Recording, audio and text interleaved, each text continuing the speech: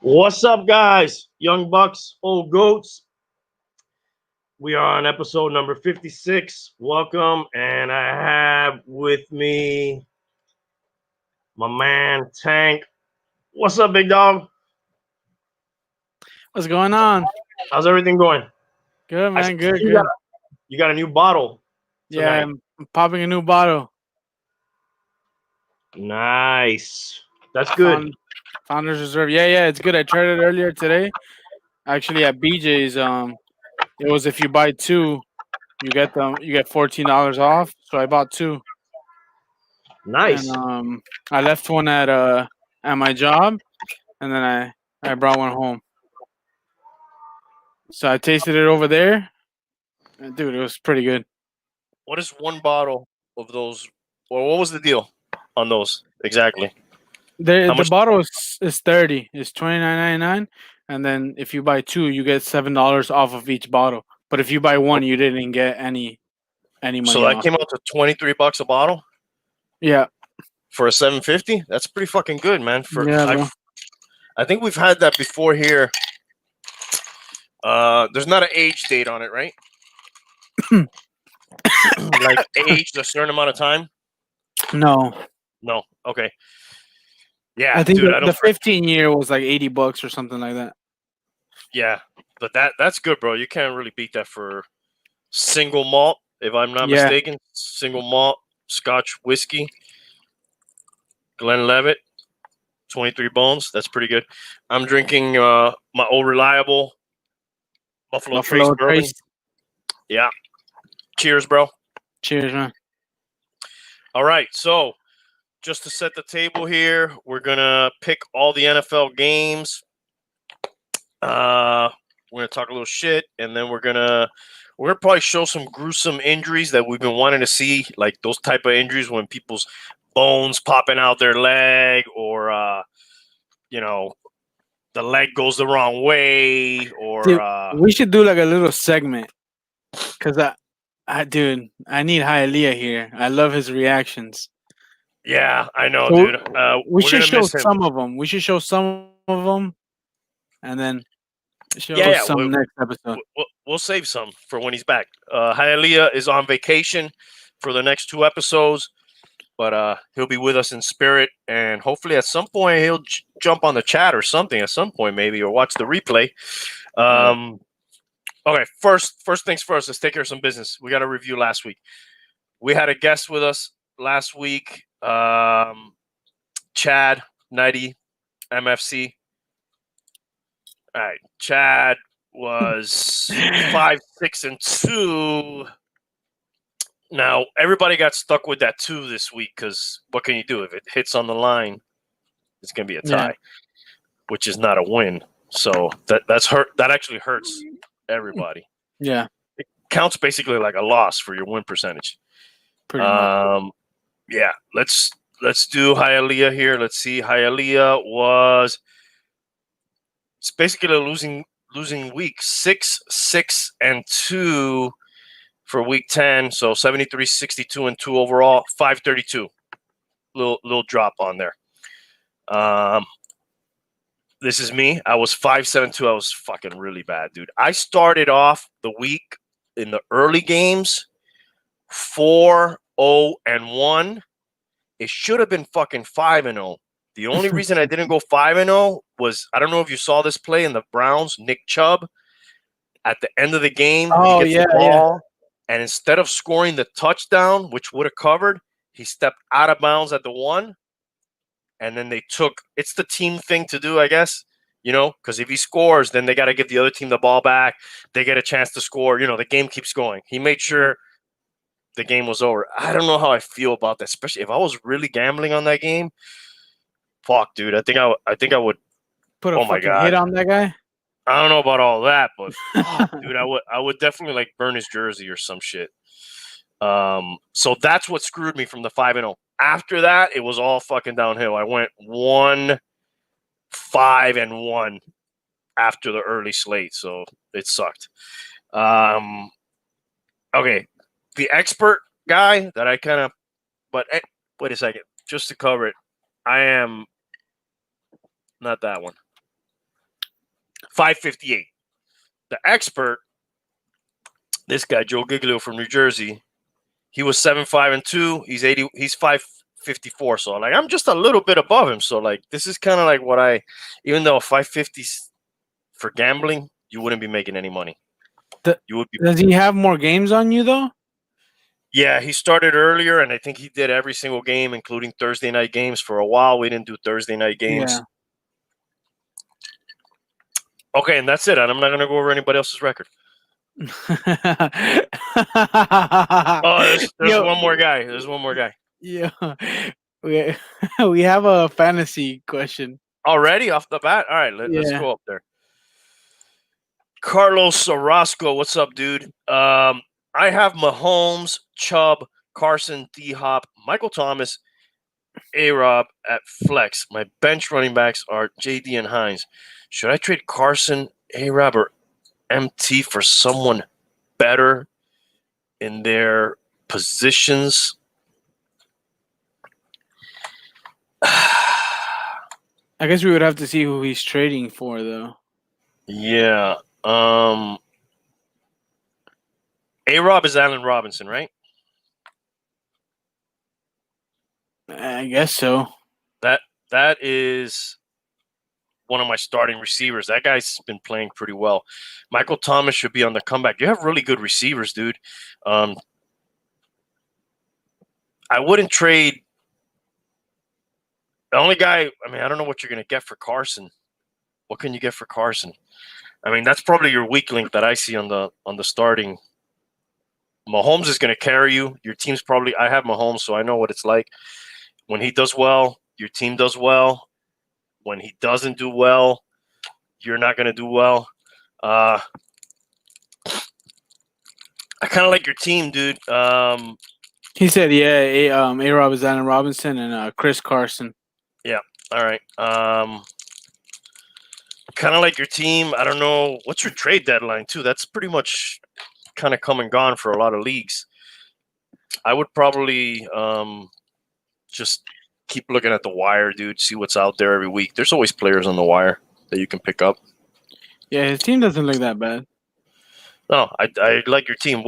Curious what your record is and where you are in the standings with that type of team. Hines has been going off too at running back. But he doesn't. Does he have that? Oh, he has him too. I didn't even notice. Yeah, I don't know what you could try to negotiate. We got another question from Jackie right there. All right, let's move on. Carlos, that's a pretty good team. Just keep your eye on the waiver wire, I think. Colts, Rams, Bengals, or Browns D this week. Washington is also available, but they shit the bed for me 2 weeks in a row, so I prefer not to have them. All right, well, let's take a look at some matchups here. Colts. I have the schedule here. Let's see who some of these people are playing. Colts, that's a really good defense, dude.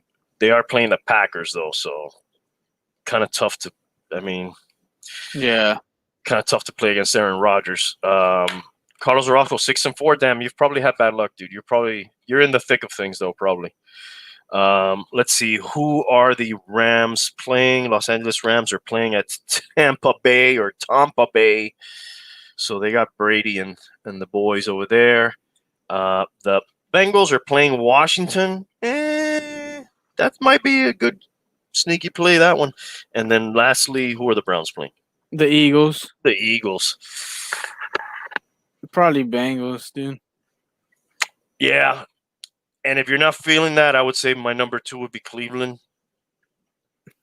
I don't know about Cleveland's D, though. I'd rather go Bengals. I just don't like Philly's as much. But, Washington's with Alex Smith out there. I think he's thrown some picks. I'd probably roll the dice with Cincy on that. Definitely not Washington. Yeah, I'm with you there, Jackie. With Washington. Okay, I had to show one more guy's record. 7-5-2, man.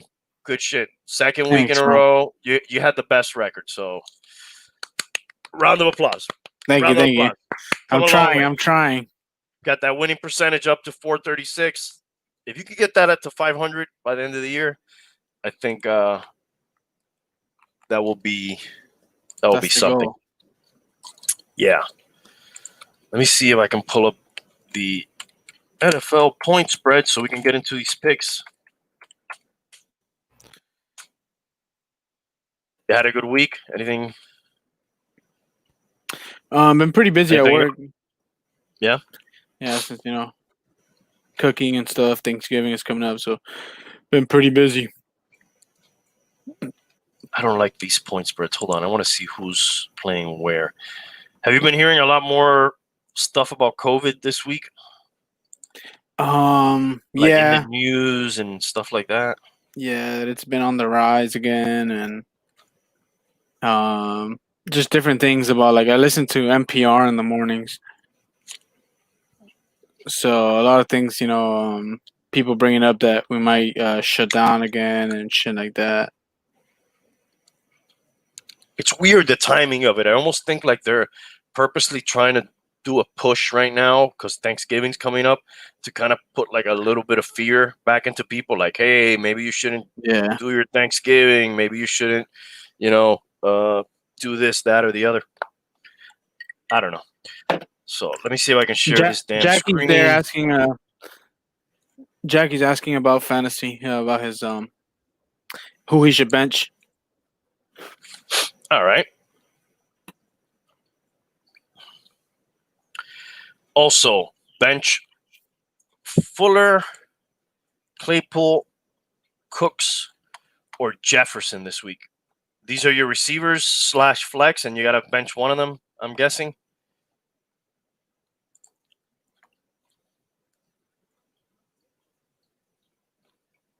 Let me take a look at some of these people's matchup.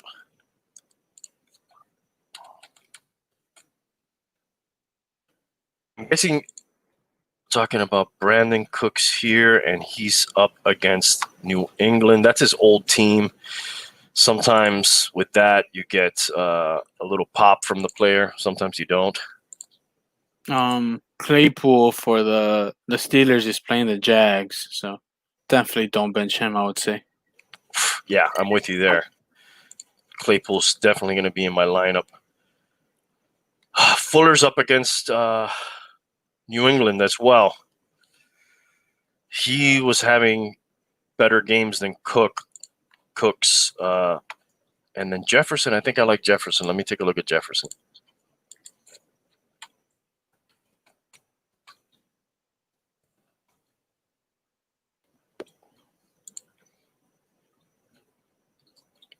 He's got the Cowboys. Dude, I would probably, if I had to make that choice myself, I'd probably bench Cooks.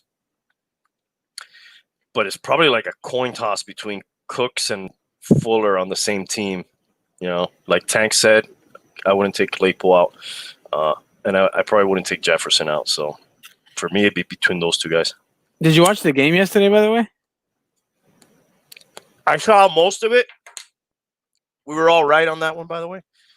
Just throw that out. Did you watch? Yeah, I watched it. Probably to halfway through the fourth quarter, till the fourth quarter halfway. Then I stopped watching it. I had faith in Russell. Yeah. It was such a weird game, bro. It's both of their defenses kind of suck, but both of them are pretty good at quarterback. It was a good game though. Thank you, Jackie. Yeah, two super talented quarterbacks. Those guys were drafted in baseball, both of them too. Oh wow. Yeah, Kyler Murray was like a first-round pick in baseball. The Oakland A's have his rights. He said he still wants to do it one day, so that'll be super cool. Hey, what ended up happening with him and his shoulder? He was feeling a lot of discomfort. I was seeing. Did they say anything about that? I haven't looked into it. Let's see.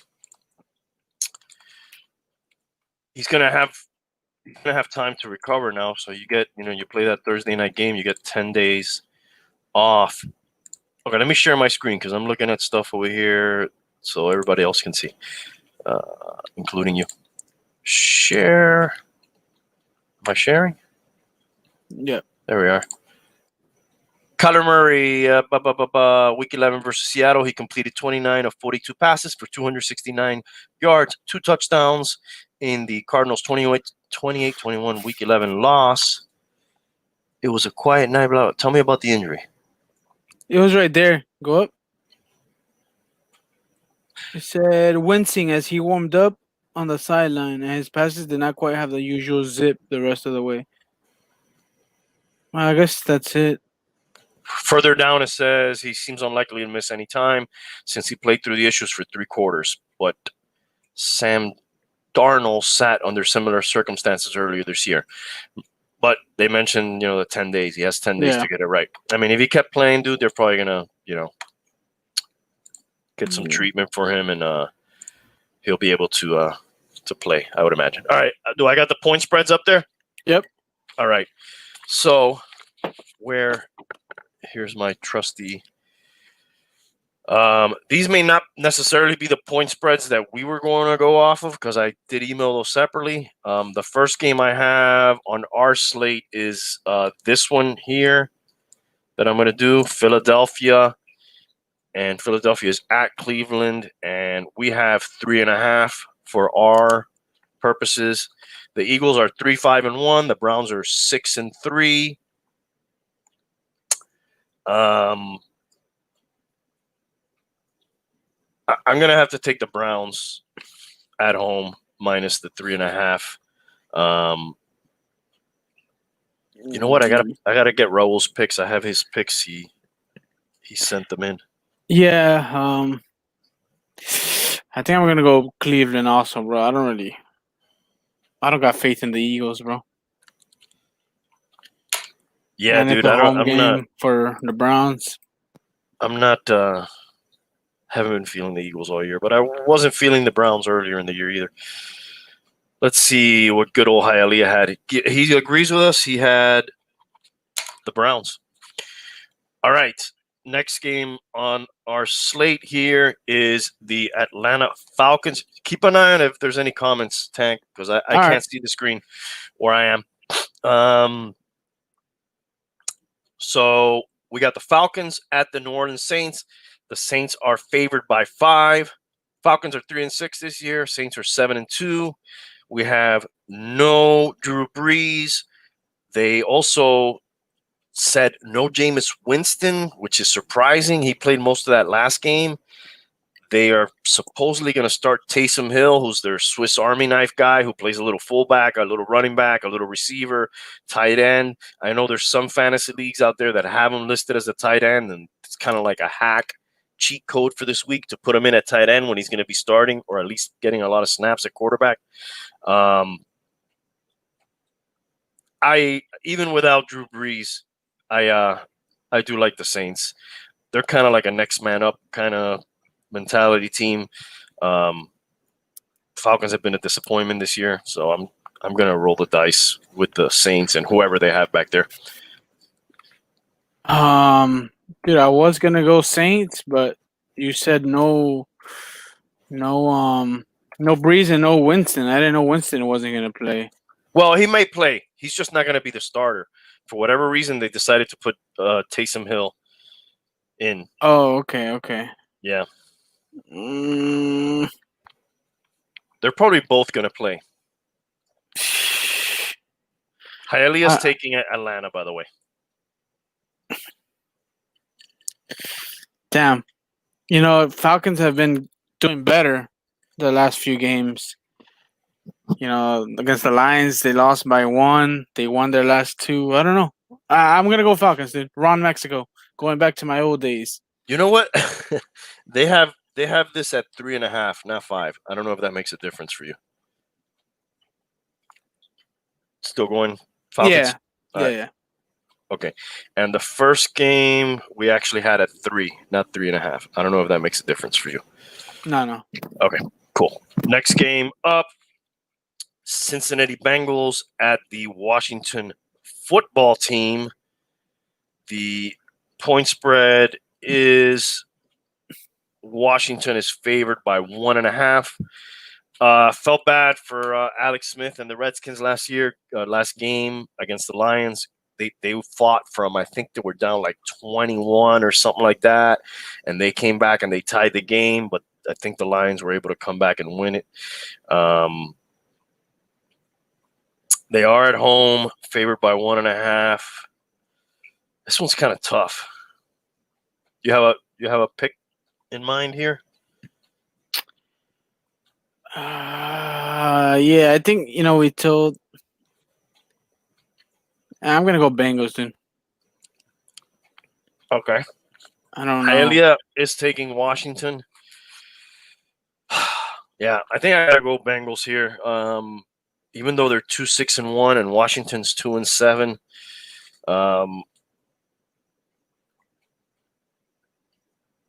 You know what? Screw that. I'm gonna go with Washington, dude. I think they're gonna get their win at home. Alex Smith will get his win at home. He should have had it last week. I'm gonna go back on that. Next up, we've got the Detroit Lions at the Carolina Panthers, and this is I have it as a pick 'em.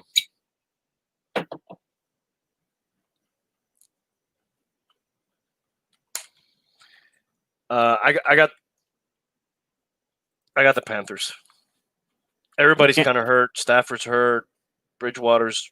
That's why it's a pick 'em. I'll take the home team. Lions have been kind of chokers at 4-5 this year. Panthers are 3-7. Even though the Lions won last week, I still said it. They're choked. They let these people get back in the game from down 21. Yeah, they only won that one by 3. Yeah, I'm gonna go Panthers also on that one. All right, let's see what Hialeah had. Where's your picks, dude? He kind of likes to pick the Lions a lot. Did he forget to pick this game? Lions at Panthers. He has Bucks, Raiders, Dallas, Colts, Jets, Finns, Houston, Titans, Steelers, Washington. I think he forgot this game. All right. We'll have to get back to him on that game. Next game up, I have the Steelers at the Jacksonville Jaguars. Steelers are sitting pretty at 9-0. Jaguars are sitting ugly at 1-8. The Steelers are favored by 10. Let's see who Hialeah had for his pick. He's got the Steelers. He usually goes with the Steelers, I notice. You know what, dude? The Jaguars are bad, man. I always try to get sneaky and bet against the Steelers, and I'm always wrong. So let's take the Steelers. I'm gonna take the Steelers, dude, but because you picked them, we're gonna fucking lose. For sure. That's a kiss of death. Everybody on the same side.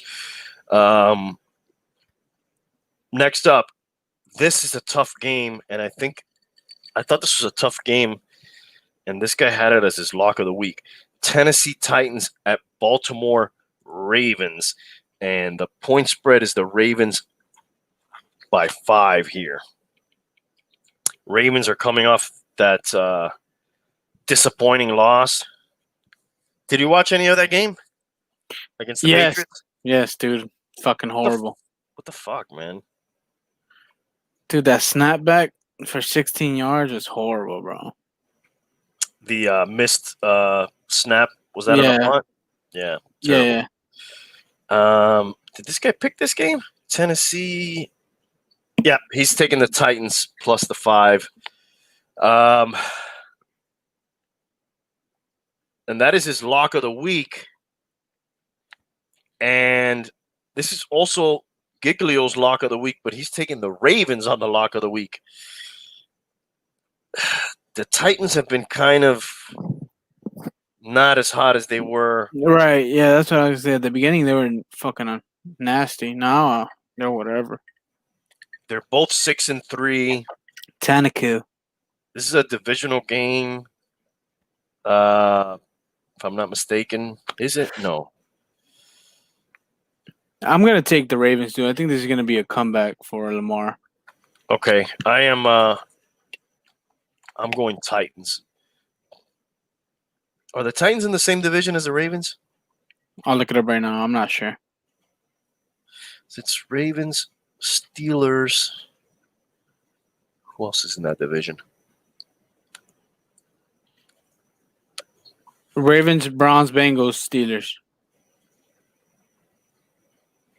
Okay, so yeah, it's Titans are in with the Colts and the Texans and probably the Jaguars, which is a crap division. All right, yeah, I'll take the Titans on that one. Next up, stinking New England Patriots. We have them favored by 1.5 at the Houston Texans. The Patriots are 4-5, Texans are 2-7.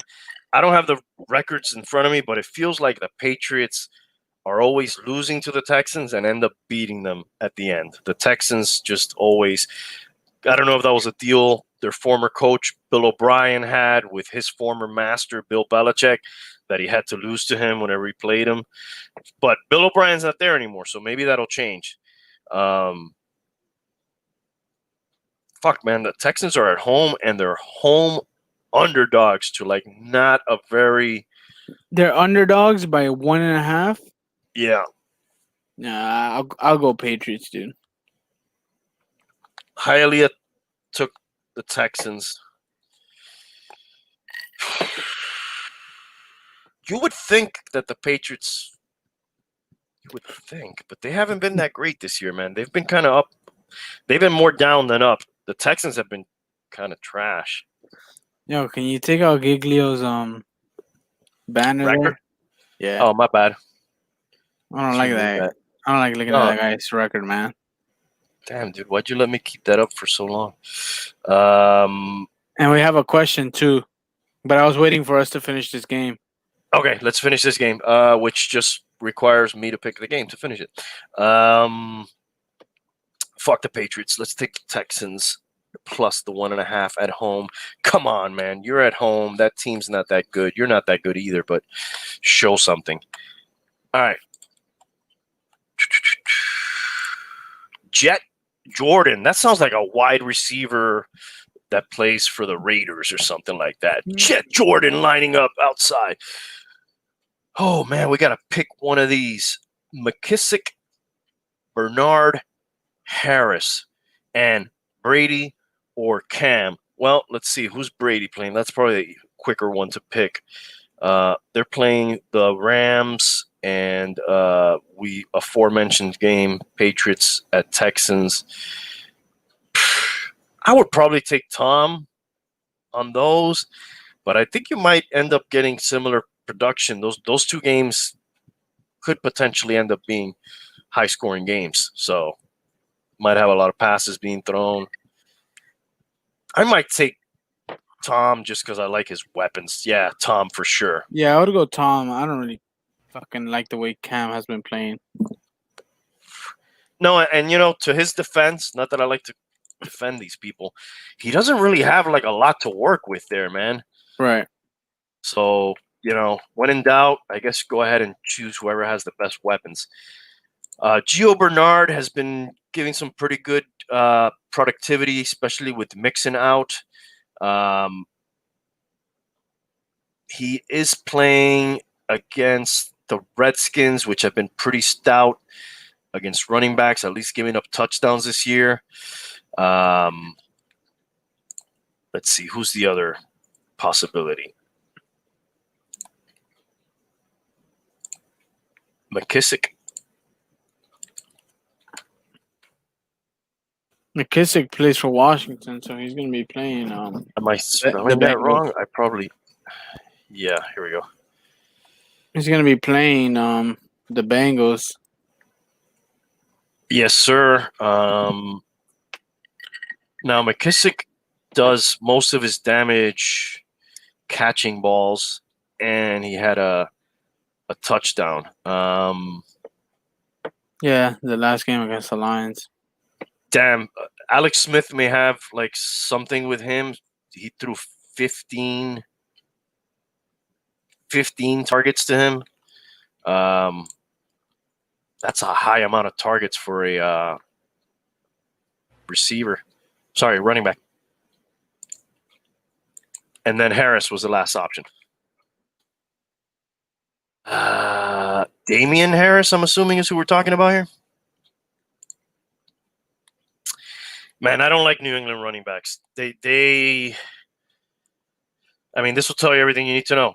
17 carries 1 week, then 6 carries, then 10, then 16, then 14, then 22. So what are we going to get against Houston? Are we going to get the 6 or are we going to get the 22? You never fucking know with Bill Belichick. Hey, why does it say right there it takes Tua? This is my fantasy team, and that's some fantasy league, and that's one of my arch nemesis, actually, Manny.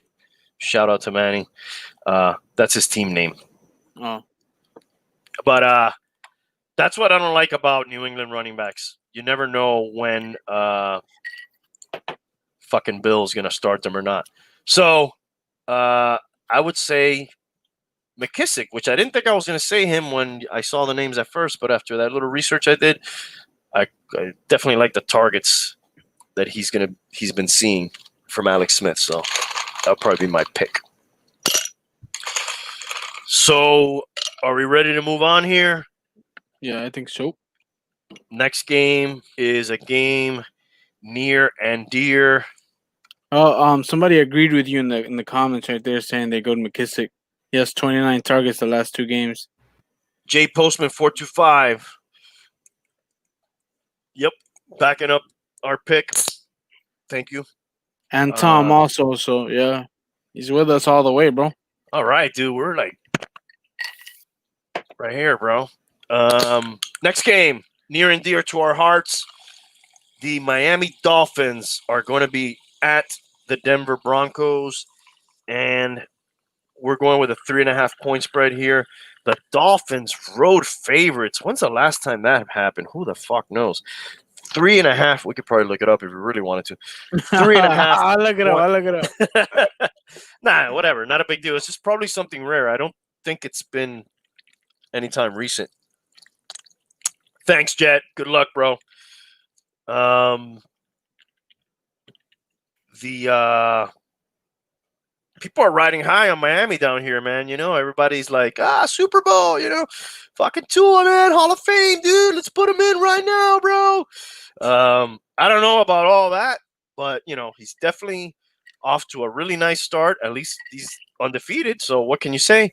I think I read a stat where they said this is going to be the first or the second time in the modern era or Super Bowl era that somebody goes 4-0 their first 4 starts. So, you know, those are all good things, you know, but let's not get crazy. Let's not get ahead of ourselves. You know, it's still a rebuilding team for me, you know, with a quarterback that's learning. So let's not get crazy. Giglio wants the Broncos. He says this is a trap. Miami's flying high. It's a long trip. Drew Lock may or may not play. I'm about to fall into this trap and take the Dolphins, dude. I think I'll take the Dolphins. How can I not? But they'll probably lose. You know, the Broncos, their last 4 games, they only won 1, and they beat the Chargers on a last-second touchdown. Yeah, if I'm not mistaken. Hialeah's got the Fins. Oh man, fuck, dude. Can't make your mind up. Nah, I'm gonna go Dolphins, bro. The defense has been killing it, bro. Yeah, that's a big reason why Tua has been able to win all those games. I don't think they're done just yet. I think they're still going strong. Yes, Postman. We did mention that earlier when we talked about the Saints game. That's kind of like a cheat code. Yahoo leagues, you cannot do that, guys. They do have him listed as a quarterback in the Yahoo leagues. But yeah, nice little Shun Pierce. Nice little cheat code if you're in one of the ESPN leagues. All right, so we're moving on to the Jets at the Los Angeles Chargers. Where's my point spreads? Over here. Here we go. Hide that. New York Jets, they're down here. Big point spread. We have them at the Los Angeles Chargers, and we're working with a 10-point. Is that what's on there also? Yeah, 10 points. Chargers by 10. Man, if we wanted to research this too, this is probably too hard, but there's probably not very many teams that are 2-7 that are favored by 10 points against anybody. And that's what we have here. We have a 0-9 Jets team at a Los Angeles Chargers team that's 2-7, yet they're favored by 10 points. I gotta take the Chargers, dude. The Jets are just too fucking bad, even though they should have beat the Patriots a couple weeks ago. That's what has me leaning towards the fucking Jets, bro. Maybe they can stay within those 10. Maybe. They've been doing better with Flacco, which is Flacco going to play? Let me look that up real quick. It looked pretty good with him on that Monday night game until I don't know what the fuck happened later in the game. I'm going to go Jets, bro. You're getting crazy, bro. I don't know, man. Something's telling you. Yeah. Let's see. Oh, Hialeah's with you. He's got the Jets as well. Green Bay Packers at the Indianapolis Colts. And what do we have here? The Colts favored by 2. The Colts are favored. The Colts are favored by 2 at home versus the Green Bay Packers. Very good defense for the Colts. Very good offense for the Packers. I gotta take the Packers here, man. I like Aaron Rodgers way better than I do Phillip Rivers. Even though the Colts has a nice defense, you know, Rodgers at this point in his career has seen it all. So yeah, I'm gonna go Rodgers. I've seen Phillip Rivers a few times, and I don't know. I don't like the way he plays. He does some crazy throws sometimes. Yeah, he's kind of like a Dangerous. gunslinger, gambler kind of guy. Hialeah does not agree with us. He thinks the Colts will. That's my bodyguard. Don't worry. Motro. He thinks the Colts will win and cover those 2 points. Okay, next up, kind of a crappier game here. Dallas Cowboys at 2-7. They're at the Minnesota Vikings. And what are we working with here? The Vikings favored by 7 points right here. Hialeah's going with the underdog here. He thinks that spread is too big, and he likes the Cowboys. What was the spread? 7? Yeah. Short week for the Vikings. They just came off the Monday night win finally, which I was wrong about. But that's the first time Kirk Cousins wins a Monday night game, so he's now 1-9. Congrats, bro.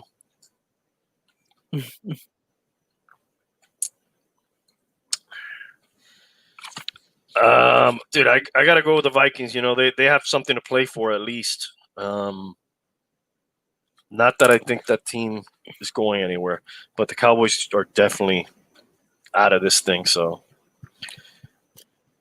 I would hope. I want to go Cowboys because fuck Stephen A. But well, we can just say fuck Stephen A. anyways, and you don't have to go. I'll go Vikings, man. All right. We're almost done here, man. This goes by faster when Hialeah's not here. He's too indecisive. And Chad, yeah. So next up, the Chiefs at the Raiders. And that's Hialeah's team. We've got an 8-point spread here. He's taking the Raiders at home. Las Vegas Raiders. He thinks they'll stay within 8 points of the Chiefs. There's some COVID issues and people missing time for the Raiders. It's hard for me to pick against the Chiefs, man. I gotta take the Chiefs, even though 8 points seems, like a lot, but to do on the road. But the Raiders are dealing with some things. How about you?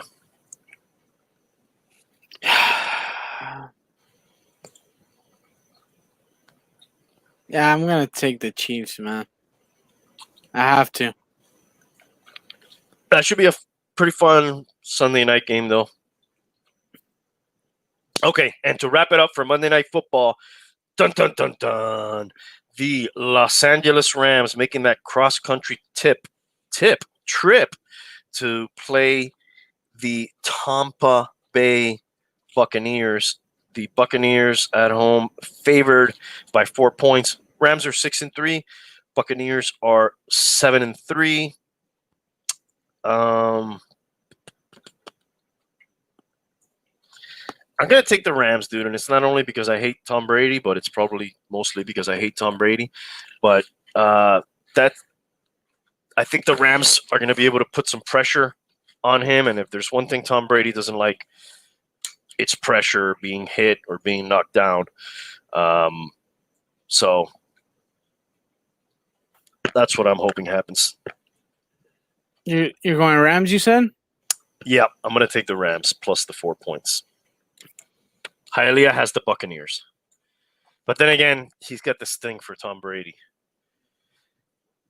Yeah, I'm gonna go Buccaneers, man. Yeah, you also have a thing for Tom Brady. And Steelers are gonna be my lock of the week. Steelers are your lock of the week. Retroactively going back to your lock of the week. Where are the Steelers? Here they are. I didn't pick a lock of the week. Most of my picks are usually locks anyways, but let's see. Not last week. Even, I got to take an off week every once in a while. I'll let you guys catch up, dude. I can't. What am I super confident about? Super confident. What's the easiest thing here? The easiest. The one where I would recommend The you bet money on. Steelers versus the fucking Jaguars. It's kind of a lot of tough games, dude. Yeah, it is. It's a lot of tough games. I'm gonna say my lock of the week is the Packers Ooh, at the Colts. It's gonna be a close one. I almost took that one though. Yeah. Do you remember what your lock of the week was last week? Miami. Okay, and you hit that, right? Yeah. They were at home. I think only favored by 2.5. I had to take that. Yeah. And now they're getting a little probably too much respect in the on the road. So that is the games for this week. Hey, real quick, I want to show some stuff from manofactionfigures.com, the sponsor of the show. Check them out, manofactionfigures.com. Let me look up the website real quick, see what they got going on. Right now, they have like different sales going on every day. You can check out their Instagram, Man of Action Figures Inc. And I'm misspelling that. That's not the name of the website. I put like an extra letter there. Man of Action Figures Inc. .com. So every day there's like a different sale going on in the store, which is in the Homestead, Naranja area, 27551 South Dixie Highway. And manofactionfigures.com is the website. And let's see, am I sharing the screen? No, right? No. Well, I am now. That's some of the new pre-orders. and in stock items.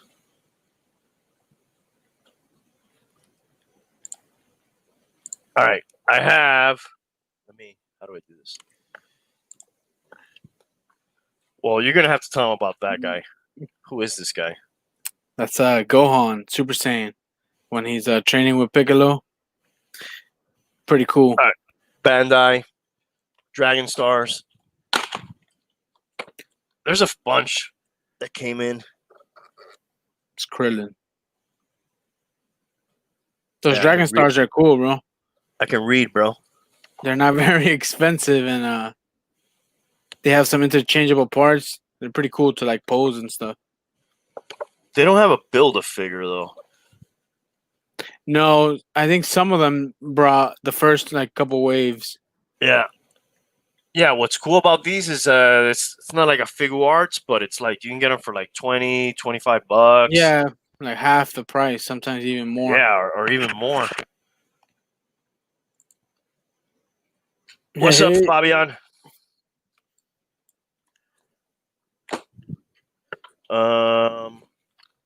Dude, this is the world's tiniest G.I. Joe.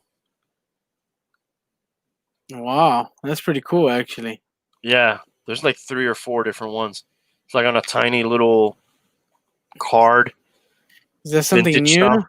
you just got? Yeah, we just got this in. This is just some of the stuff from the recent things that we got in. What else do I have? Damn, those are pretty cool, dude, actually. Yeah. Here's another one. Who did they make? Who was that first one? Roadblock, and this one is Duke.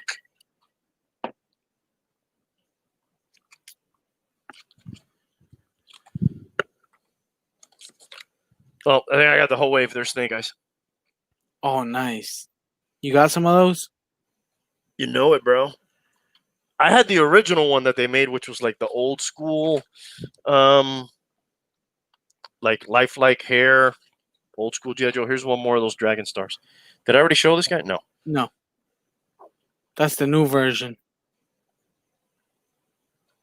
I will never understand all this Super Saiyan God, Super Saiyan, Super Saiyan, Super Saiyan, Saiyan thing. Maybe one day. What are you saying? I don't even know what I'm saying, dude. Okay, I like this one too. This is from Mad Max. This is a 1/18 scale Ford Falcon, the last of the V8 Interceptors. This is from Greenlight, and it's kind of like they made another version, but this is like battle damaged or dusty, weathered version from one of my favorite movies.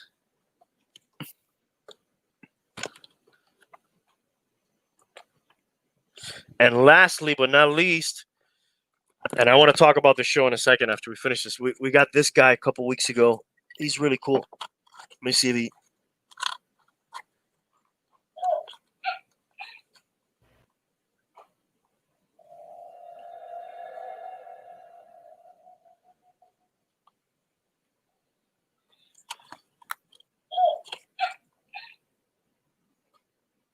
Baby Yoda, also known as the child. Does that one come with the frog eggs? No, the frog eggs I know were very controversial. He comes with the little Mandalorian symbols. Dude, the people complaining about the frog eggs. Come on, man. Stupid. Those are the same people that will probably complain that Mandalorian complained when they fixed the ship a Mon Calamari, which is the dudes that look like lobsters. Yeah. It's a trap, Admiral Yeah. Akbar. It was somebody of his same race. And when he got the ship back, things were like messed up and not working. He was like, Mon Calamari or something like that, which is kind of racist, I guess, right? He's like grouping them all in the same thing. But it's freaking Star Wars, man. What can you expect? Well, but if you're trying to make something realistic, there are racist people in worlds. And No, I think that's what he says. No, Mon Calamari.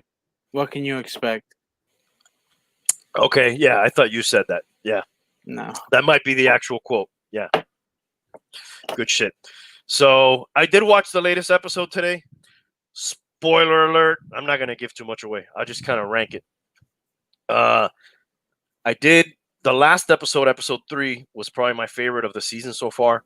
Tonight's episode was pretty cool too. I enjoyed that one. The first 2 episodes, they seem to me to be slipping a little bit with the Easter eggs and tying things in, which we've talked about it before. That's one of the things I don't like that much when they have to tie everything in. I think if you just do a good series, you know, who cares if somebody's cousin or somebody's uncle or trained by the Those are called ancestor. fillers in anime. Fillers Yeah, but when they're they like they're taking time to create something to make the other episodes. So they just make like an episode where it's like, oh, let me tell you about my like they show people's backstories and when they were kids and shit like that. does Tank look like your CSI teacher or do I look like your CSI teacher? Taysom Hill, we had a question in between. Taysom Hill versus weak Atlanta D or Brady versus tough Rams. Dude, Brady, don't even think about this, dude. Brady all day.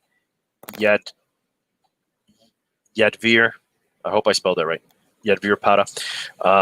I do not. Taysom Hill's a cool little play, and he's on everybody's. He's the flavor of the week, especially because he's tight end eligible. If you can play Taysom Hill at tight end, I'd play Taysom Hill at tight end if you're in an ESPN league. But I would never have that guy as my starting quarterback, especially over Tom Brady. I mean, come on, dude. Tom Brady, he'll probably find some ways to cheat and get you some points and shit. Don't count that guy out, man. He is old and decrepit, but he's got some weapons. Yeah, I definitely go with Brady, bro. Yeah, for sure. Taysom's a little gadget guy, not a starting quarterback. Plus, I'm sure Jameis Winston's going to play at all. Not at all. He's going to play somewhat. I can remove this banner now. So, yeah, I enjoyed the Mandalorian episode today. Pretty cool. I did see another movie. Well, that's not a movie, but I saw a movie this week, which was pretty cool, called The Wasp Network. You ever heard of that one? No.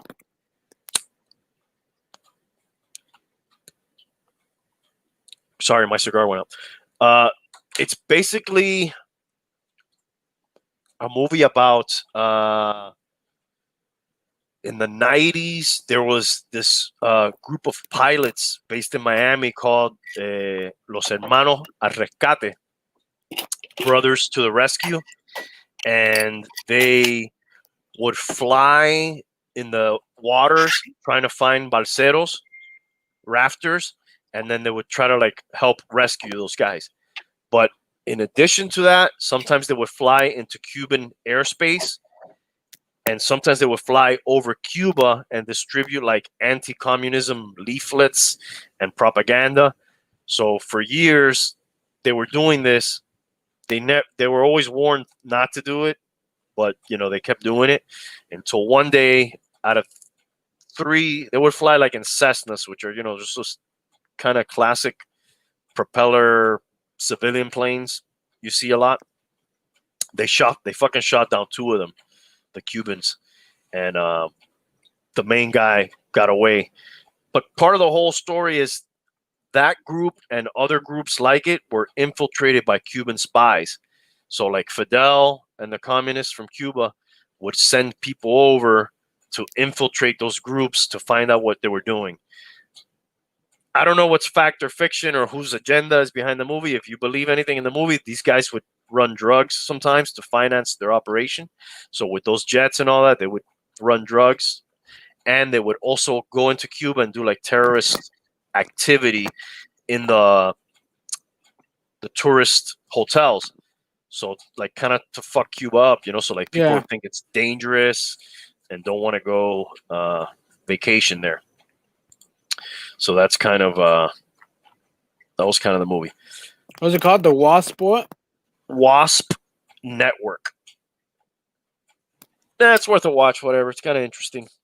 Nobody was fucking Cuban that played Cuban. We got a couple more questions here. Start 2. Balaj. Oh, fuck, dude. Balaj. Duke. Anderson. I'm not really like. Let's see. We're talking about Robbie Anderson. And we're talking about Duke Johnson. And we're talking about Kalen Balaj. Oh, man, this is kind of slim pickings here. I guess the easiest thing is to tell you who I don't want to start, right? I know Balaj has shown signs of life. Good look here. I guess you got to keep rolling with Balaj. He's been getting you like 16, 15 points last couple weeks. New York has given the 7th most points to running backs this season. Yeah,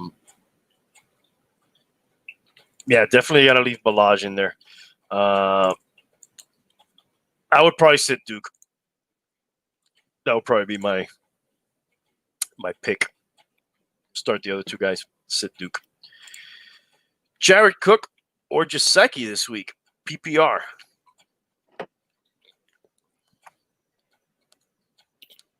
Let's see. Postman is in there answering that one right now that we're about to answer. If you want to take a look at his. Probably take Cook. He's had a couple down weeks, but he's in Atlanta. Well, let's take a look at the numbers. Am I sharing the screen, Tank?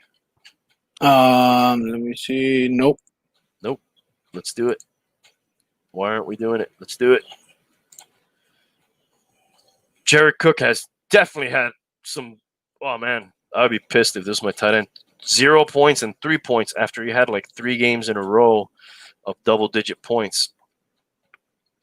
Atlanta has given up the most fantasy points to tight ends this year.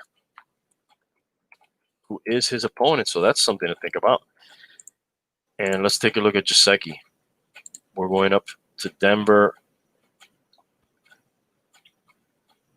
Doesn't seem like Tua has really clicked with Gesicki yet, because he was kind of doing something earlier in the year, and then since Tua's taken over, he has averaged like 3.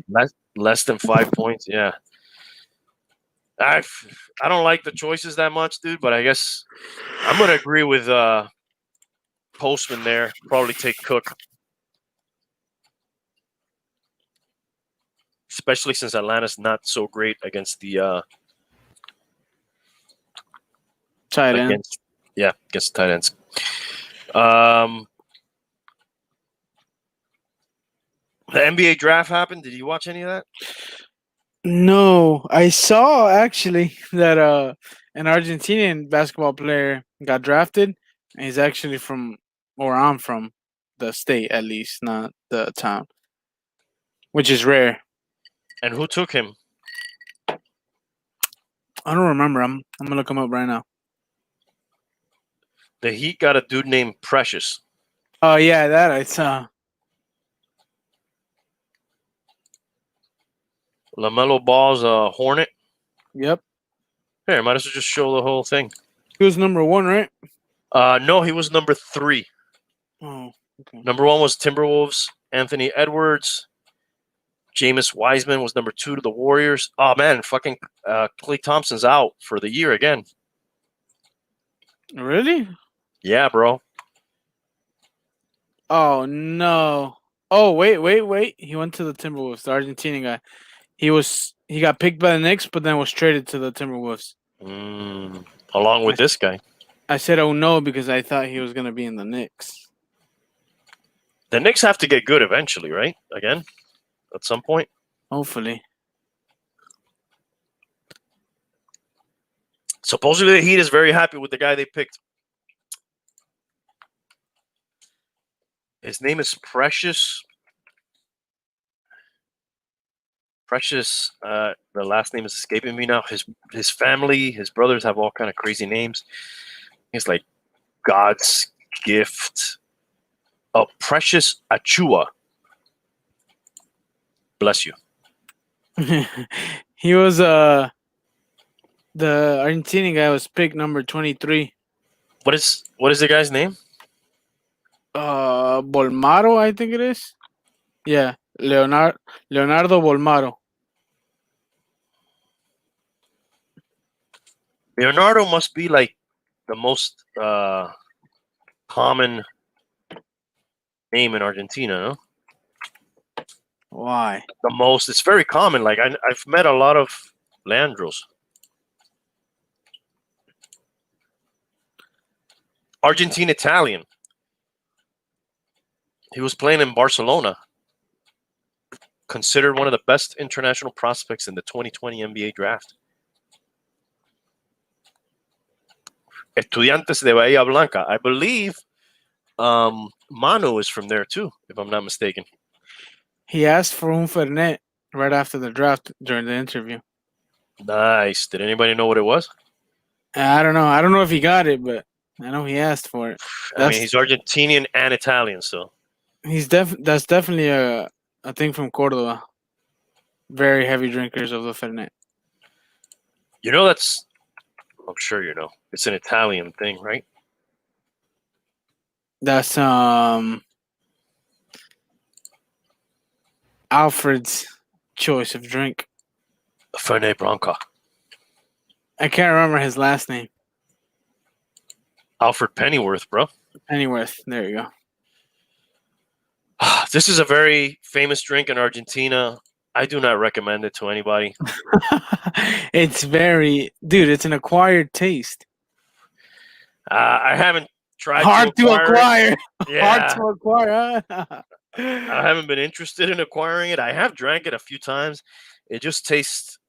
It's very herby. Yeah, herby, medicine-y. I do drink Jaeger. I hate Jaeger. Which is kind of. It's the same family, though, probably. Yeah, they're both very thick. Jaeger's definitely stronger. But, like, very reminds me of medicine. Minty and yeah. Fucking. But of course, this is used. Well, it's always drank with a Coke, right? Traditionally, and then the Jaeger. I take shots of that. Some people make certain drinks with it. Jaeger bomb is pretty fucking good. To get fucked up. Yep. Did you see any of the? Hey, what's up, bro? No, Edwin. What's up? What's up, dude? First, I got it first. Raul's not here, bro, but we'll say what's up to him too. Anyways, I was gonna ask you, did you see any of the verses? No, bro. And I heard about this new one, and it was Gucci Mane.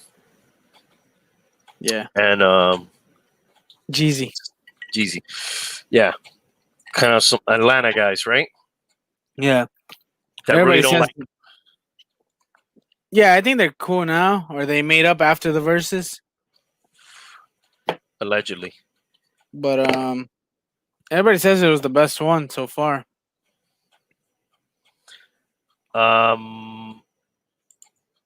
Right now, my tight ends cook. When Ertz is back, will he be a better option? I would hope so, man. So many people put stock into Ertz, and he's been. I almost fucked that up, dude. I had him, and I almost kept him, but I ended up keeping the guy from the Raiders, Waller.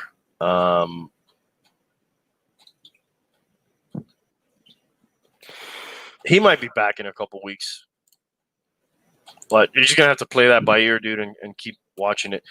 I would put him on my IR slot and just keep an eye on it.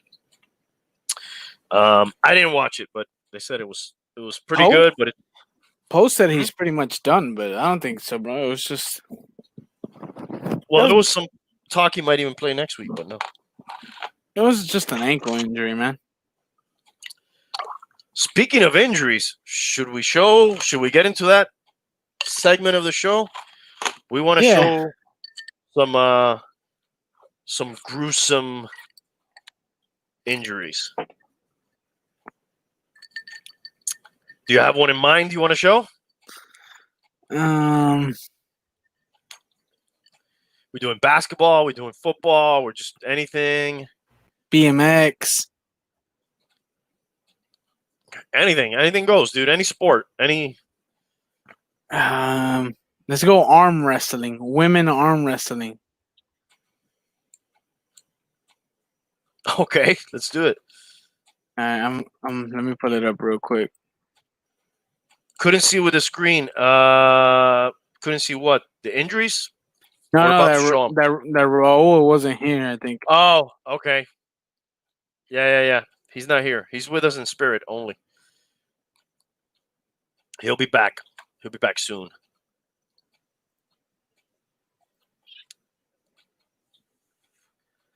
You know, the interesting thing about some of these injuries is how these people come back. So we can kind of talk about that if they're people that we know and how. All right. Let me see. Let me try to share the screen. LT, yeah, there was a famous one with LT and Theismann, career ending. He never came back from that one. All right. I think I'm sharing now.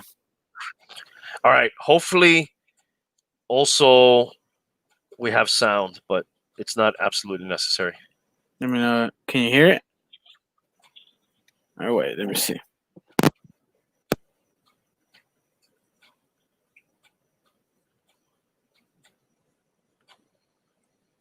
So these are some young ladies about to arm wrestle. Oh, my God. Oh.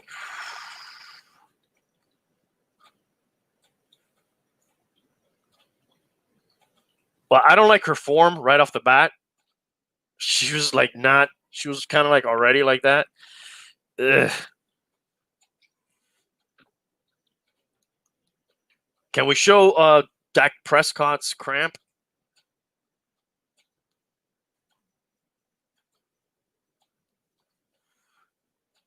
It's funny how Google already or all these search engines already know what you want to see, right? Like you start typing something and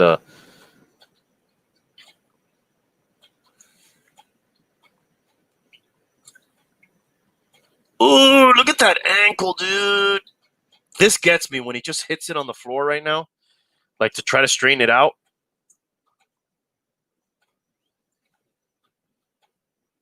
All right, we should have said watch at your own. Ooh. Viewer discretion is advised. Let's put that up on the screen. Let me make a banner.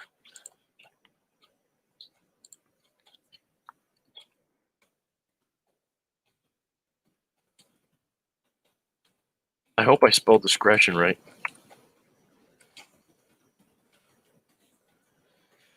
We don't have the sound, but Tony Romo was hoping that was just a cramp.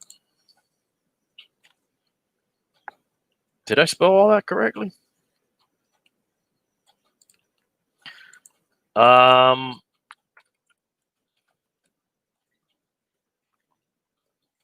about like a basketball one?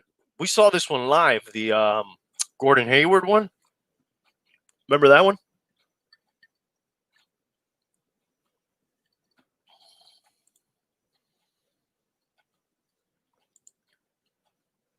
Yeah, I've seen some of those weightlifting ones, Edwin. This one was nasty, dude. It was like on an alley-oop, right? Ooh, this is like a Dak Prescott, right? I can't hear you.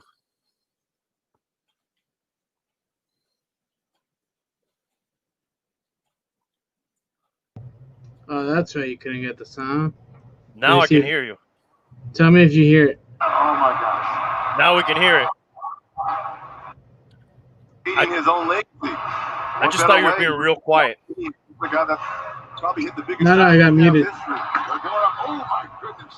Hayward came down so hard. Okay, Hayward broke his leg. Hayward has broken his leg. Hayward has broken his leg.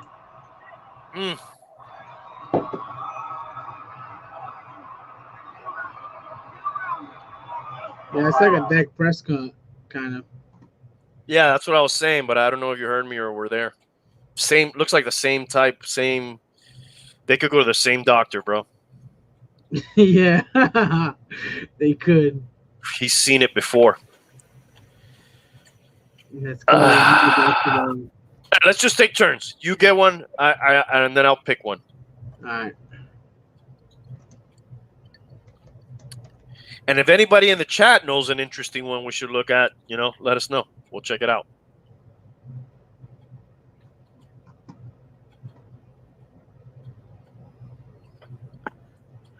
Is this the basketball guy? Yeah. Oh my God, this is so dirty. If you're squeamish, which I have another word for squeamish, I won't say. Kevin Ware just took a shot. Oh my goodness. That is a gruesome looking injury to Kevin Ware.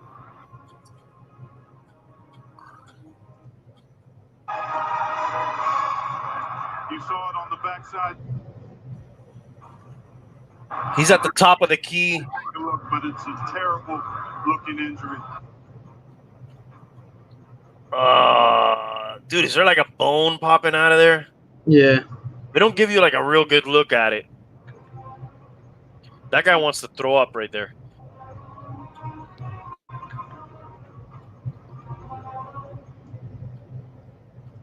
Looking injury. Terrible on the backside. Right here up top. He jumped to try to block, and when he landed, his bone pops out, right? Yeah, it's popping out. You can kind of see it in one of these thumbnails. Gross. This All right. right. Is there a better view of it? Right here, the bone is right here. You can see it. You see it where the arrow's pointing? Yeah. Gross. All right, I'll give you staying with the basketball. Let's do Paul George.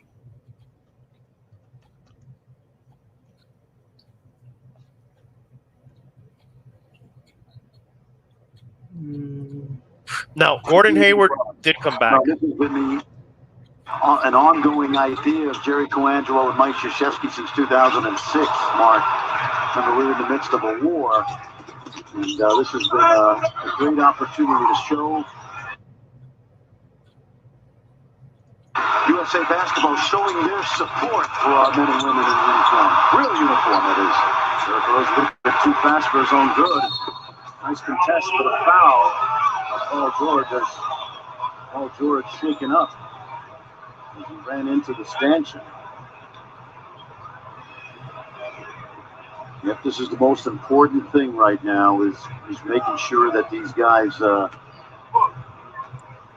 stay healthy.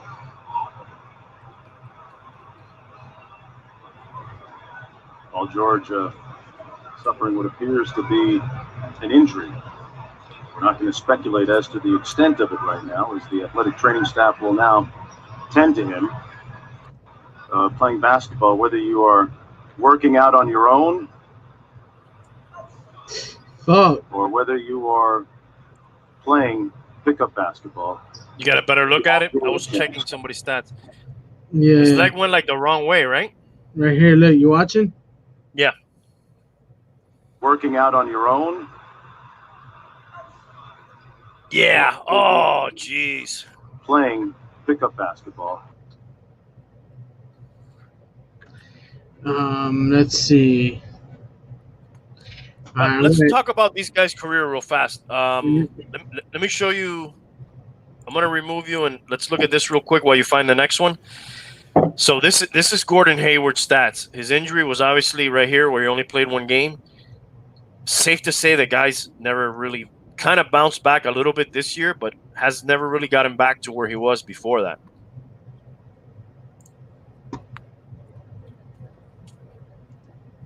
Would you agree?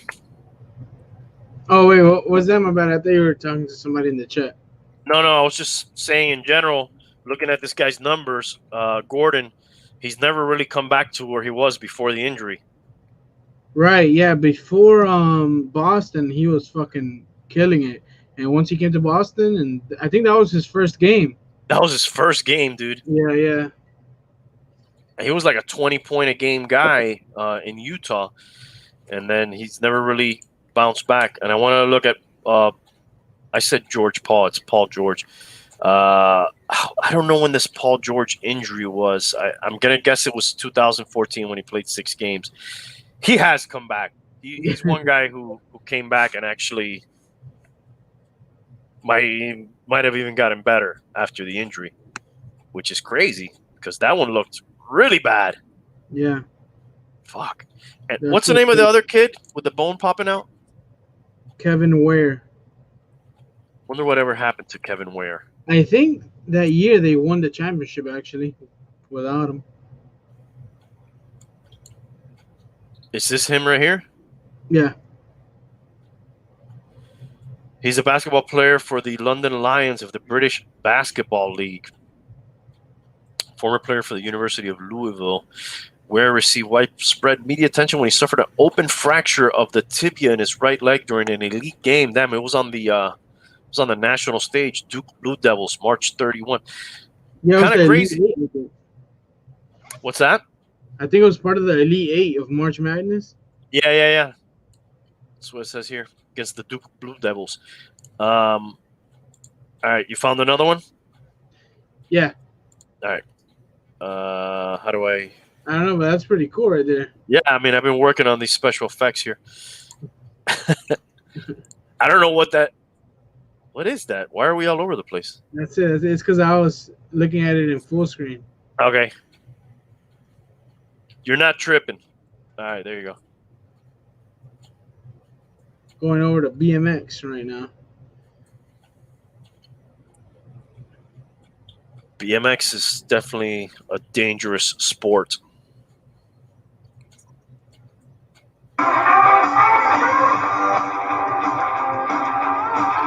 Oh, this is dirty, bro. You showed me this the other day, right? Yeah. Oh my god. Holy shit! Holy shit! I broke my fucking leg. I broke my fucking leg. Holy shit! He went into shock, dude. I think he says he's cool as fuck. Oh yeah. Let's go. Shit! Fuck! Shit! Oh shit! Bring the man! Oh shit! I'm cool. Dude, I'm cool as fuck right now. Fuck! He was cool as fuck. Fuck, bro. Let's see it again. I don't want to see that again, dude. Ah. Oh my god! Holy shit! Oh! Fuck, bro. You got one? The most famous one, but there's not gonna be good footage of this because it's so old. As a kid, there was 3 major football ones that stuck with me. It was Joe Theismann getting his career ended by Lawrence Taylor. It was a guy from the Raiders named Napoleon McCallum on a kick return, and then there was a lineman in a Super Bowl game for the Bengals against the Niners. But show the Theismann one, dude. That's like probably the most famous one. Is it like this? Theismann? THIESMAN.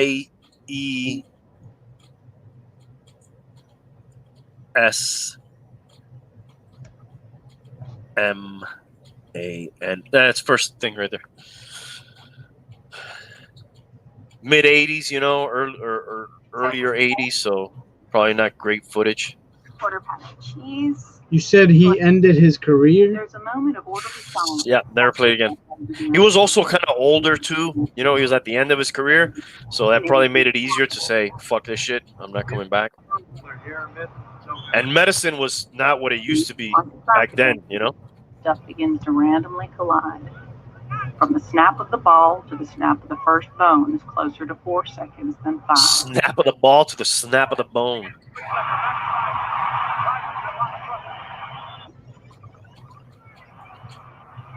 Flea flicker.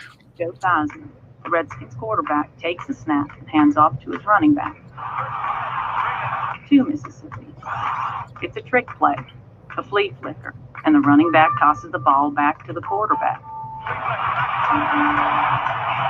3 Mississippi. Up to now, play's been defined by what the quarterback sees. It's about to be defined by what he doesn't.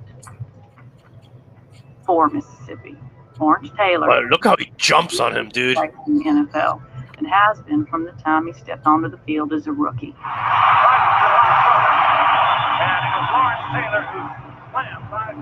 He was probably all coked up too. He will also change the game of football as we know it.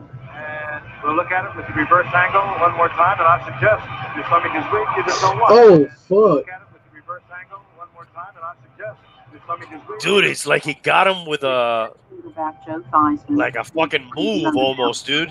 Yeah. Like a jujitsu fucking leg sweep shit. I don't know what the fuck that was, dude. We'll look at it with the reverse angle one more time, and I suggest During this era, they would really show. They would really show. we'll look at it with the reverse They show you the replay a lot in this era. Now they kind of just show it like one time and that's it. angle one more time, and I suggest if your stomach is weak, you just don't watch. Legendary quarterback Joe Theismann never played another down of football. There you go. Wow, he never played again, bro. What the fuck? No, but he was kind of older, you know. Yeah, I get you. I get you.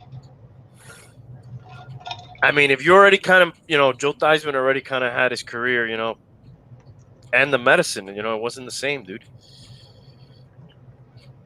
Yeah, Yes, LT was a monster, man. Let's look at his stats, bro. Joe Theismann's career stats. Yeah. I think he always had a pretty damn good running game. What's the most TDs he ever threw in a year? 29. Man, in today's day and age, You think is that a Almost. lot? nah, dude. Jameis Winston threw over 30 touchdowns last year, but he also threw over 30 picks. How many? Let me see. 11 interceptions. Yes, bro. Eso duele. You got another one?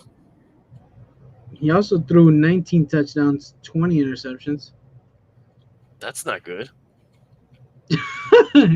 But this was a team that relied on the running game, their offensive line. How many What games? I'm trying to see how many games he played his last year. He played 11, and he was at 8 touchdowns, 16 interceptions. That's not good. And how old was he? 34 or 36? 36. 36. So, that's it. What are you going to come back? I mean, look at Alex Smith, though. Alex Smith came back, bro. He probably should have retired. What other one we got? The wrestling. Oh, there's some, yeah. Mostly backyard wrestling type Yeah, shit. that one they showed me. I don't know how to look for that. There's some gruesome ones. Here it is. His name is Wolfpack Sting. Yes.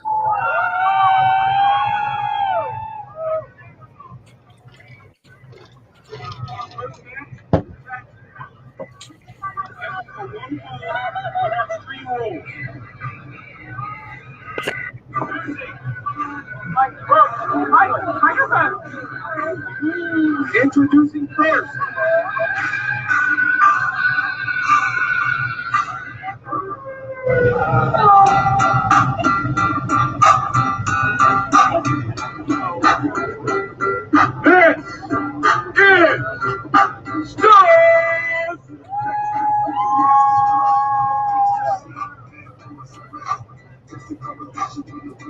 There's a build up to this one. Yeah.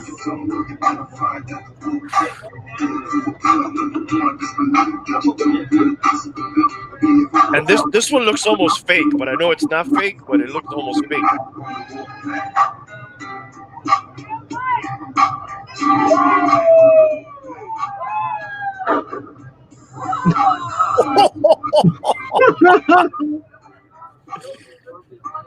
Dude, he got folded like a package, bro. Like a deck of cards. Like a Crunch Wrap Supreme from Taco Bell. Jesus. That was a double break. That must be rare, right? He broke 2, right? I think so.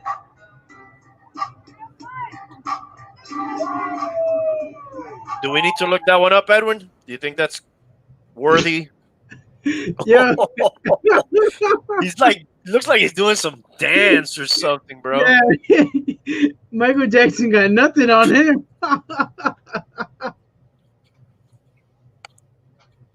Let's see, what other ones have there been?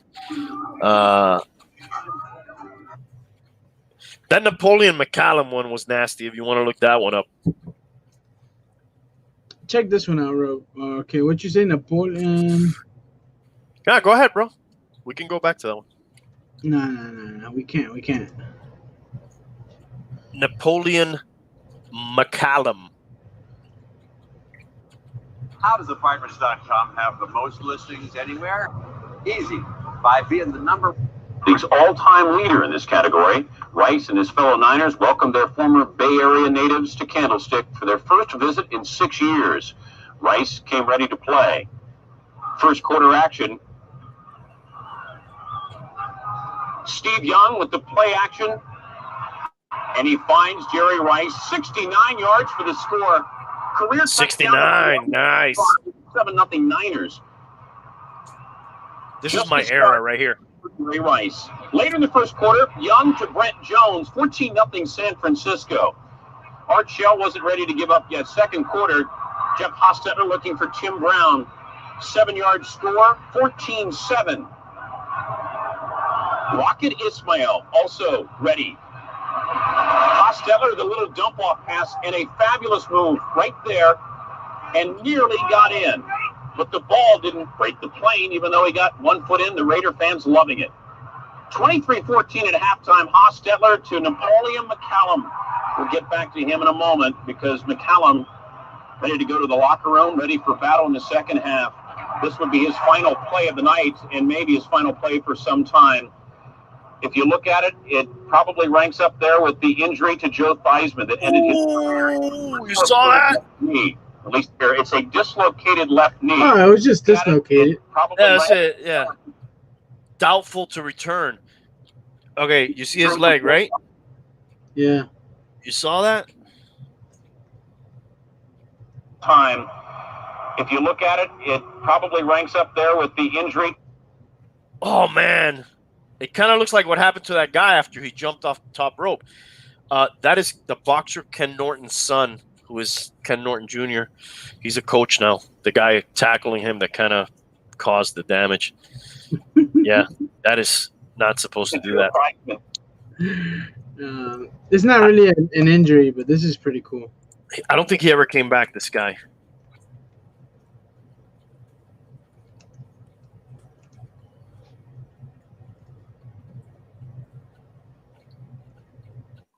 Setting it up. These were, or not were, but yeah, they don't race anymore. It's 2 of the best riders of all time in motocross, Ricky Carmichael and James Stewart. And this is when they were young, they were battling. They were always number 1 and 2. Number 4 is Ricky Carmichael, which is the best. And James Stewart was always number 2. And this is kind of like your sport, right? Yeah. I did this for quite a few years. They are getting loud on the sidelines, or they cheering for Bubba. Bubba gets past. Ricky takes over the lead. Downhill one more time, and there goes Bubba, his fast section. Oh! Lands on the back of Carmichael. Carmichael says, "What are you doing?" Oh, out. He was out. Oh, my God. I thought he was going to throw a bike on him. Back of Carmichael. That's the case of 2 lines converging there. And it looks like Kevin Whitham's going to take the lead, but more importantly is James. It was pretty crazy, bro. It was like an intense battle, and then that shit happened. So, like, he lands on top of him is what happens here? Yeah, with his front tire. Holy shit. Luckily, it was the front tire, right? Because it could have been... Yeah. way worse if it's like the back tire. Look at the way that Bubba, the second guy, lands when he lands on the ground. There goes Bubba, his fast section. Oh! Lands on the back of Bubba. Oh. Oh, I thought this guy was going to throw the bike on top of him. Nah. Oh, and out. He was out. Bubba landed in the... Okay, John, tell me one. Paola, John, give me one nasty soccer one that we can show. Dame una del Fuchi para mostrar, boludo. Che, boludo. Edwin said something there about Sid Vicious. I don't know who that is. It's a wrestler. I'm not familiar with the injury. Obviously, the worst injury of all time in wrestling is Owen Hart, right? Just maybe. I mean, he didn't come back from that one. No, he did not. So WCW, what the fuck, Edwin? I'm interested to see this one. It's pretty old. Yeah. I am not familiar with this one. Nah, Raul might have, right? While we were watching the mystery opponent come in. Now, Sid Vicious up on top. Oh, that is so difficult. That is so difficult to watch. We've seen it already. Oh, Another angle. already so many times, and it's still Once again isolated. Oh, dude, and his it Obviously, looks like he had a lot of padding and stuff. fractured the tibia and the fibula last. You think he won, or what do you think happened? He probably got pinned. Could you imagine your leg breaks and they still like fucking pin you? Well, yeah, dude. What are you gonna do? You're not gonna pin anybody. No, they don't stop it. You're saying that they're not gonna stop it. They make the other guy pin you. I'm curious. Do they show the end of the match? How it ends? Nah. time. We certainly wish. Maybe they just ended the match right there. I know wrestlers had like something worked into their matches where somebody got seriously hurt, like a fast way to end the match or whatever. I obviously don't think they plan for anything like that. I heard a story. I don't remember who was it that talked about it. When you do those shows, The Dark Side of the Ring, were you the one that talked about it, or were you here when we talked about that one time? It's like those wrestling episodes that they do. I think it's called Dark Side of the Ring, where they like focus on one family. The Von Erichs was one. I think it was Carrie. Was it Carrie Von Erich? One of those dudes had a nasty accident on a motorcycle, and he actually, like, they say he didn't have his foot, dude. Like, he was missing his foot, and he wrestled like his last years with no foot inside his boot, which is crazy. Damn. That is crazy. You think they got footage of Evel Knievel's accident? See, I wouldn't know which one to look for because I'm sure that guy had. He broke so many fucking bones, dude. Such a badass, too. We don't have people like that anymore, dude. Well, we do probably. Who's Evel Knievel today? Probably this guy, and there's footage of him. Well, not this guy. This guy's kind of young. I don't think he's where Evel Knievel. David Blaine, maybe in the same category as an Evel Knievel, maybe, but not really. Who does? This guy's name is Axel Hodges. He's a freestyler in motocross. He does all of, like, the backflips and all that shit. And he was attempting to do like the world's longest jump or some shit like that. And he during practice he fucked up. So this is not the official thing. This is just him practicing. Yeah. I came in about 105, 106. What is this guy, like 10 years old? When I hit the He's tank young. top, He's young. He's I like hit a little 23, I too much of a think. tug, bringing my body up a little bit. He broke like both his legs Wind or some started shit. hitting me, and by doing that, just kind of slowly creeping up. And as I came over the top of this landing, started soaring down the thing, and it just kept on coming up. And by the time I landed, I was pretty much 12 o'clock. Hit the back tire first, and just slammed down the front. When I landed in front of the bike, and my toes were on the pegs, and it hit, my toes pretty much crunched up and touched my chin. Oh, right there, look. Oh, he broke both his ankles right there. Yeah, something like that. I don't know if both or just that one. Oh, most action figures don't have that great articulation. Kind of this last half of the landing, that's when I was on the boogie board of the seat, and my weight was going left and peeled off the side of it, and all of a sudden I knew I was sliding, and I think I went for about 200 feet, and when I started nicking my hands, getting these things all nice and raspberried up, and just pulled those things close to me, and tried getting up. I think I was still going about 50 or 60. Did a couple more barrel rolls, and kind of started slowing out, and pretty just confused at that point of what happened. I've never really experienced anything that fast. I couldn't even walk. And this was recent too. How recent? July of last year. Oh wow, dude! He kind of still landed it though, like a little bit. He still landed. I guess technically he landed it, right? Kind of this last half of the landing, that's when I was on the boogie board of the seat, and my weight was going left. Hey, I don't know. I would count that, bro. Yeah, I give him like a 7.8, maybe. Oh, you know what? How would I look for this?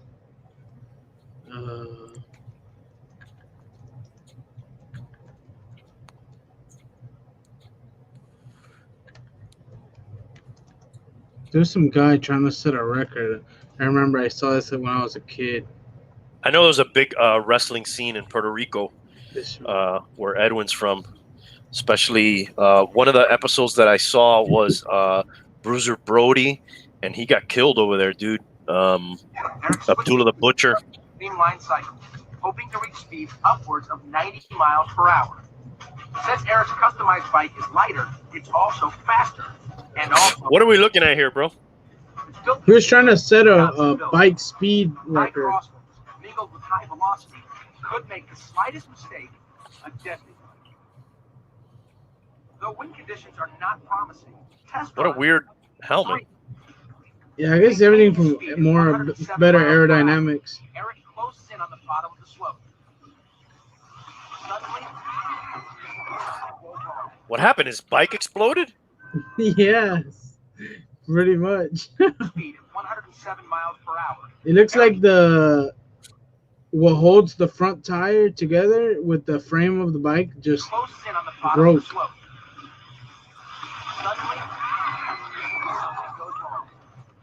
Jesus. Watch this replay closely. You'll see what happens. As Eric zooms to the bottom of the mountain, his new dream bike spontaneously disintegrates from 1 second to the next. Eric didn't even know what hit him.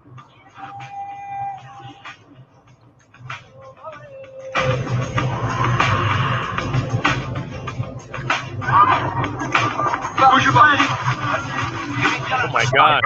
Rushes to Eric's side, wondering if a man could live through this kind of trauma. Medics are called. Everyone holds their breath. Then suddenly, Eric comes to. His record run comes with a big price. The fall leaves him with 5 broken ribs, a dislocated shoulder, and torn muscles in his hands. Wow, he looks like shit. What were you talking about? Bruiser Brody? Yeah, I don't think we have footage of that. They like, this guy was murdered. Oh, actually, like backstage area. I was just mentioning that because Edwin is in Puerto Rico, and we've been talking about wrestling, and there was a big wrestling scene. There has to be some other nasty wrestling ones that I'm not remembering. Weightlifting, like he mentioned, I'm sure there's a lot of disgusting ones too. Are we going to save some of the other ones for when Hialeah's here? Yeah, we should save some. Yeah, that's cool. I think that's enough gross injuries. Unless anybody has one that they absolutely have to see, we'll be happy to show it.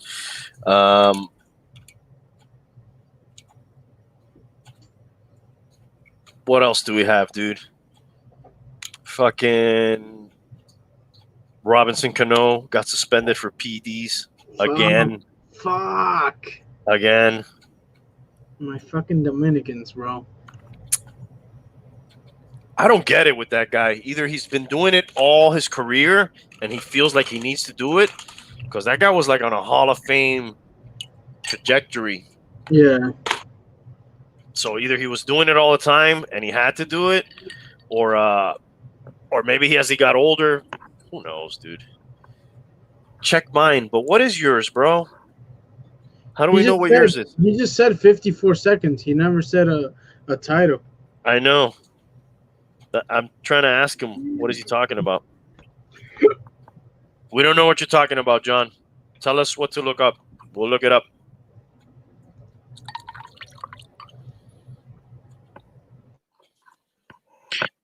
Dude, this Glenn Levitt is fucking good, dog. It's really good, man. I'm surprised. Yeah. I was Is it kind of like, smooth? yeah, very. I think it's more it's smoother than the McAllen, to be honest. It might be. I've had them both. The McAllen's more like, feels like to me like more like a traditional whiskey taste, Scotch taste. And then this one, we had it one time here on the show. The last McAllen I had was a triple cask, so I don't know if that. It was very oaky, like you could taste the sherry oak cask it was in. This one is American oak, but it's good, bro. I was kind of like I didn't really want to get it when I got that McAllen the last time. I spoke to one of the guys at my local liquor store, and I asked him, "Hey, I want to try something new. I like McAllen a lot, but I don't want to keep getting the same thing." And he told me, get Glenn Levitt, get Founders Reserve. It's pretty good. If you don't like that, then don't get any of them. He said, because you're not gonna like them. And I was like, I don't know. And I just went with the McAllen. But dude, I really like this one a lot. I think it's gonna be my new go-to. Glenn Levitt. There's a couple of Glens. Glenn Morangi. I also like. Check your phone, Tank, if you have it handy. I sent you the link. That Shun from Argentina, who's going by Paola tonight. He's cross-dressing as Paola. He wants us to check out Las Peores Lesiones del Fútbol 2015. Tank, if you have it handy. But yeah, Glenn Levitt, Glenn Morangi. There's a couple other Glens. I'm missing one. What's the other one? Glenn Fittich. You ever had Glenn Fittich? Is it No, Glenn Fittich? I have heard of that. Yeah. Yeah, that's another one that's pretty good. The Glen Morangi, obviously, there's like a little hint of orange. I do really like that one too. All right, we're gonna hit up the soccer. I think I got it. He said second 54. Let's go 44. Yeah, it's not long. You got it on screen? Yes, sir. Ahí está Boquita. That's why he wanted to see it. He wanted to show Boca Juniors. Is it an injury? Yeah. It's like a Dak Prescott, right? Yep. That's what we're gonna call these, the Dak Prescotts. That's really the Gordon Hayward. He did it first. We got to give him props. Yeah, gotta give him props. You know what? I think his cleat is just coming off. I don't see the problem. Yeah, just put the shoe back on, suck it up, walk it off, dude. Yeah. Fuck, dude.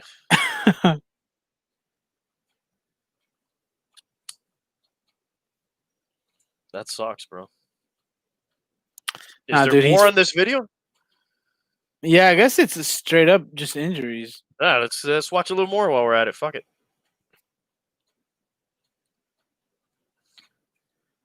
The worst part about this is if that guy got injured, he didn't fucking make the goal. Who got hurt here? Everybody?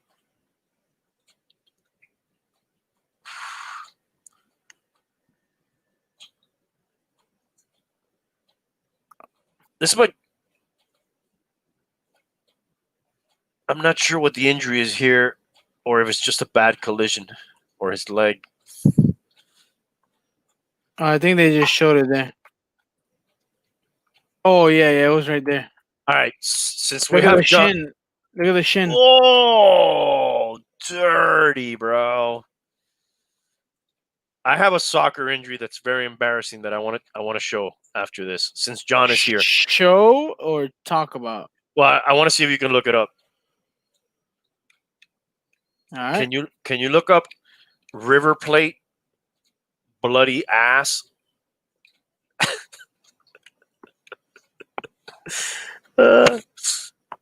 Because you know, todo lo de River son culo roto, right? Oh, and it's Leo Poncio too, dude. This has to be the most embarrassing injury you can have. That is not part of his uniform.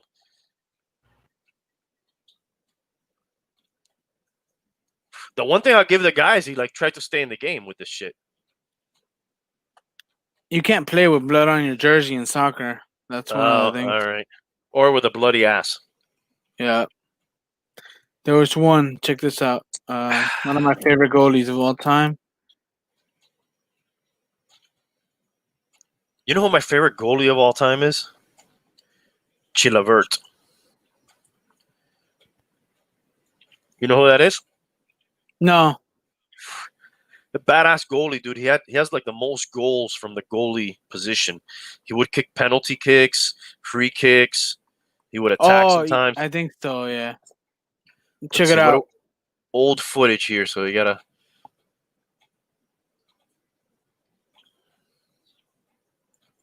He kicks him in the head. Oh shit! You know what I bet has some nasty injuries, dude? Hockey. Oh yeah, dude. Am I famous? Not yet, bro. Se rompió el culo. Yeah, exactly, bro. Culo roto. Who asked you if you were famous? Edwin, I don't know why. Maybe because I put my glasses on? Yeah, I think that's what it is. Pelé. Pelé? There's no footage of Pelé. That guy's from the fucking 20s. There is definitely footage of the greatest soccer player of all time. I know there is. I know there is, bro.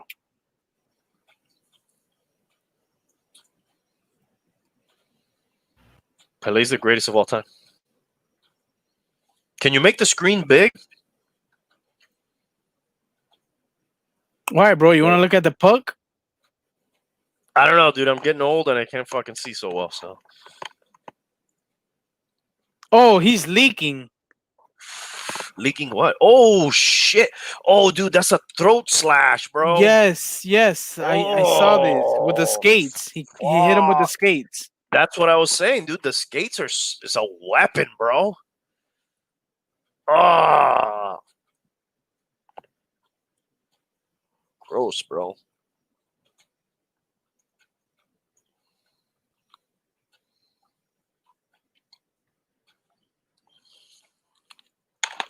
That's got to happen a lot, dude.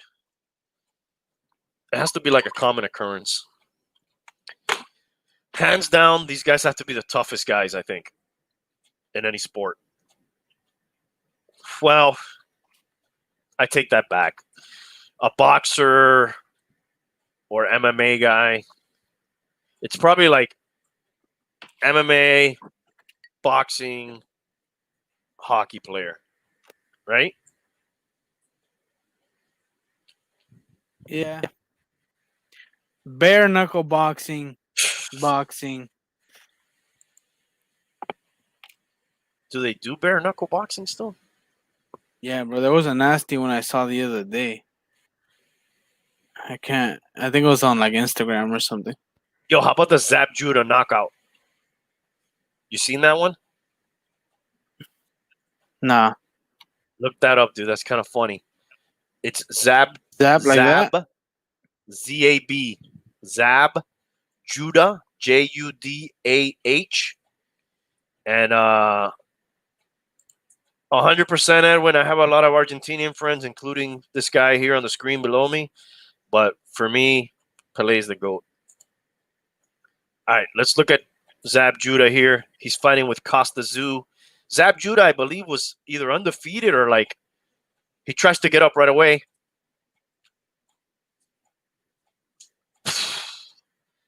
That's like when your head says get up or your body says nope. Look at the leg right here. Whoop!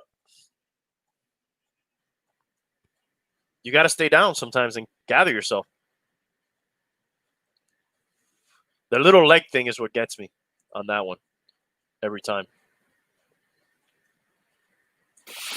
I'm trying to think of another one. Bro, let's just save it for fucking Hialeah. Yeah, let's save it, bro. We'll do some when Hialeah comes back off his vacation. Dude, I don't really... Kimbo Slice has a gruesome injury against somebody else, not against him. The one where he pops the guy's cauliflower? No, in bare knuckle. But have you seen the one where he pops the guy's cauliflower ear? Yeah. We get sucked back in. We're about to wrap it up, and let's show a couple Kimbo Slice ones. Fuck it. Rest in peace. R.I.P. Mm-hmm.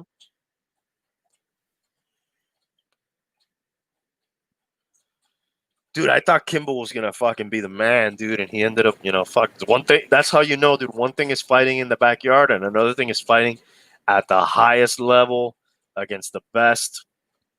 I think I'm gonna do that chest hair thing that he has. Manscaping. I think he popped it already. For those that don't know, the cauliflower ear is something that these dudes develop from wrestling so much that they get all this buildup of meat and stuff and scar tissue.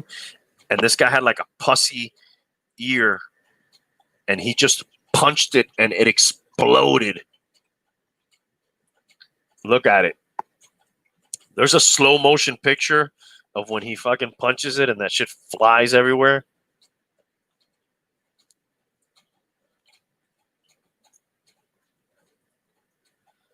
Yeah.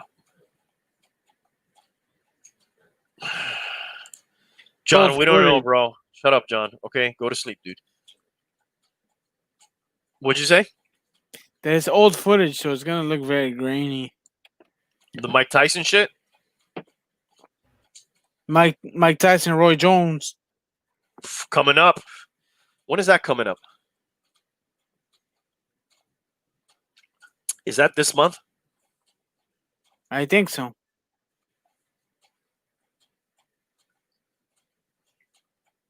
Right there.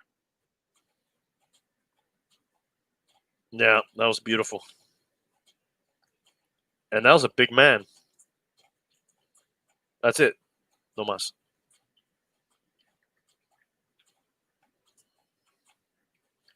He got famous off of that. They're going to show the guy's eye now. Is his eyeball like fucking dangling and shit? Oh my God. Where's his eye, dude? I don't know.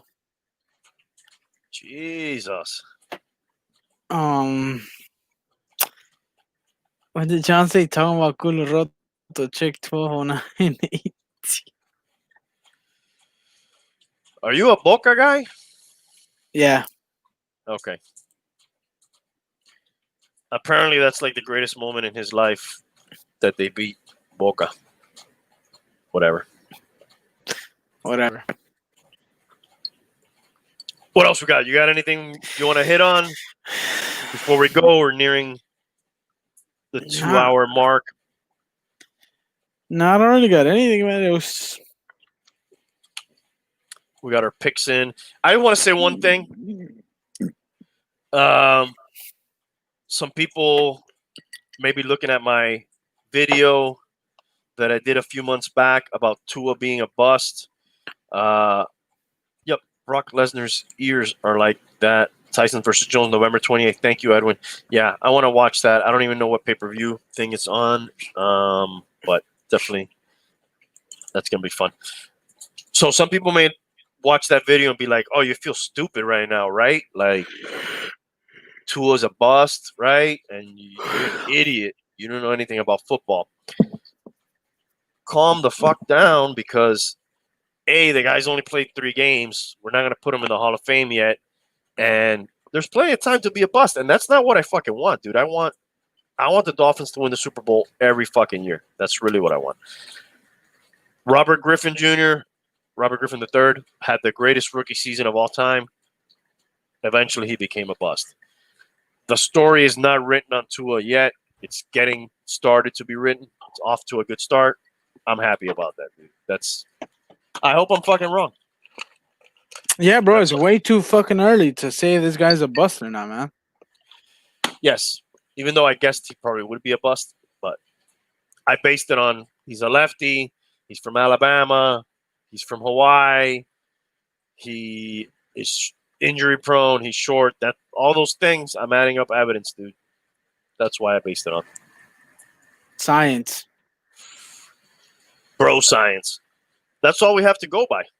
But fucking kid's off to a good start, dude. I want him to do well. I don't want him to do bad just so I'm right. I'll be so happy. That's a good thing, bro. If I'm wrong, I'll be thrilled. Is it raining in your area right now? It was earlier. Yeah, it just started raining here. Maybe it's going north. Maybe. All right. I'm going to find the music. Hopefully. Somewhere we can get out of here. Is this it? Yes, it is. So, what do we have coming up? I think next week I'll probably just do we'll just do like the picks and maybe like a shorter show because I kind of been wanting to do like a pre-record show. I haven't done one of those like in 12 episodes, and those are cool. So I want to get back in the studio maybe and do something with that. And that's it, man. Thanks for everybody who was in the chat. Thanks for everybody watching on the replay. Remember to like and subscribe if you can. That will help us. And I could take down the viewer discretion is advised. We're not showing anything disgusting anymore. And Tank, thank you, bro. Any parting shots from you? Any last minutes? Nah, man, it's awesome. I fucking the whole week, bro. I can't wait. I can't wait till it's Friday and I can be on here, man. I have a good time every time. Oh yeah. Cheers.